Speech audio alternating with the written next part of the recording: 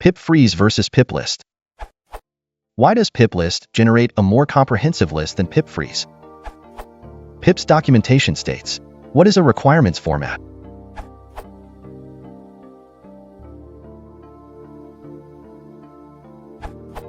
One may generate a requirements.txt via.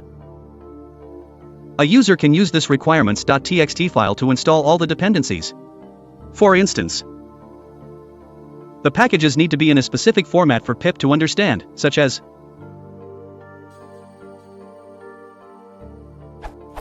that is the requirements format. Here, Django == 1.4.2 implies install Django version 1.4.2, even though the latest is 1.6.x.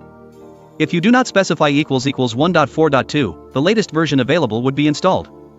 You can read more in virtualenv pip basics and the official requirements file format documentation.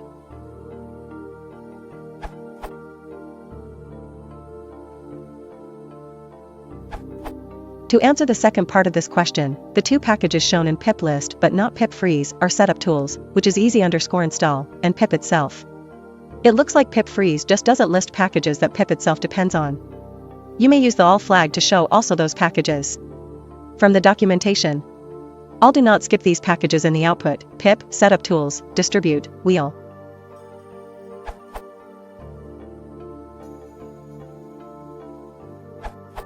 The main difference is that the output of Pip Freeze can be dumped into a requirements.txt file and used later to reconstruct the frozen environment. In other words, you can run Pip Freeze is greater than frozen requirements.txt on one machine and then later on a different machine or on a clean environment you can do pip install our frozen requirements.txt. And you'll get the unidentical environment with the exact same dependencies installed as you had in the original environment where you generated the frozen requirements.txt.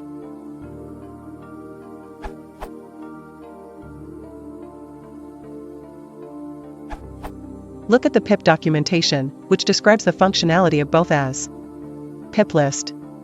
List installed packages, including editables. Pip Freeze. Output installed packages in requirements format. So there are two differences. Output format: Freeze gives us the standard requirement format that may be used later with pip install or to install requirements from. Output content: Pip List include editables which Pip Freeze does not.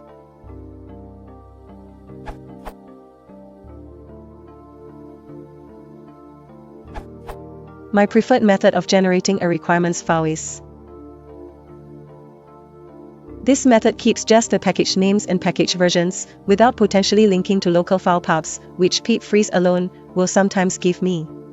Local file paths in a requirements file make your codebase harder to use for other users, and some developers don't know how to fix this, so I prefer this method for ease of adoptability.